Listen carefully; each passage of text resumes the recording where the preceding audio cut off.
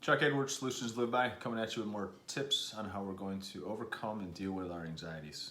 Brought you a video the other day by which I brought you breathing techniques to stop anxiety and how to pull yourself out of a panic attack if it's gotten that bad. I want to build upon that and bring you some tools on how we're going to begin to get rid of and entirely overcome our anxiety, make it a thing of the past. Previous video, I did a mindset shift. I suggested a mindset shift to get away from using the word anxiety, because anxiety in and of itself tends to elicit anxiety in people that suffer from it. And we called it an adrenaline response issue. Adrenaline was flowing through my body when it shouldn't have been, and it led to feelings of anxiety.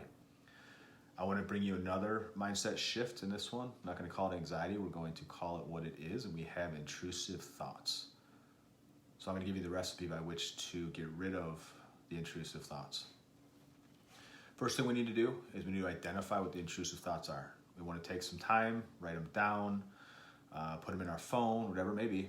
Figure out what those intrusive thoughts are that we get on the regular that lead to anxiety. The unpleasant thoughts, the lies, the irrational thoughts, illogical thoughts that we grab a hold of, start to ruminate on.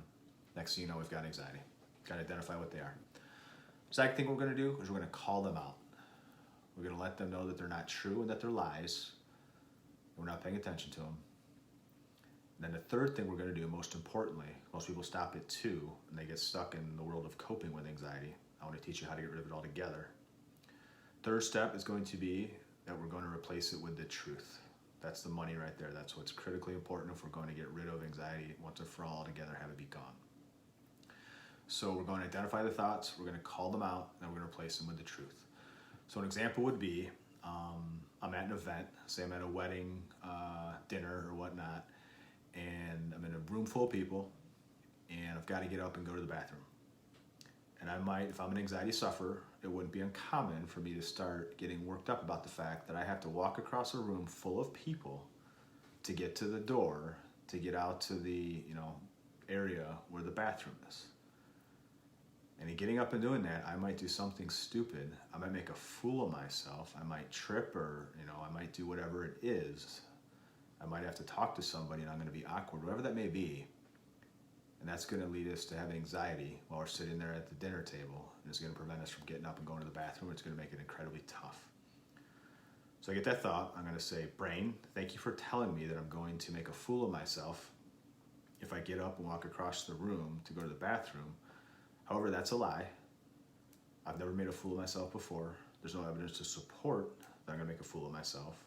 So therefore, brain, that's a lie, and I'm not going to pay it any attention.